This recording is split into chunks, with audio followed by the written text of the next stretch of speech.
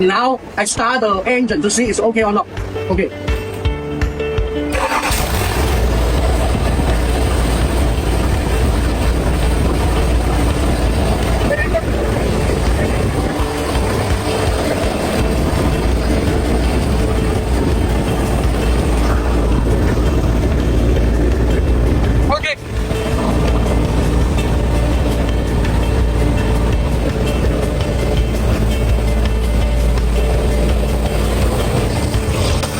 We connect to the, we get the series number.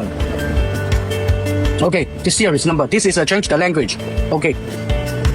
Okay, we check the ECU series number. Okay, and we fire engine.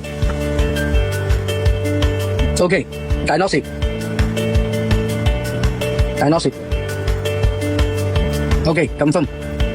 Okay, 4HK1. Now we will change the page for DTC. Okay, and later we see the data display. So later we check, they have the data here.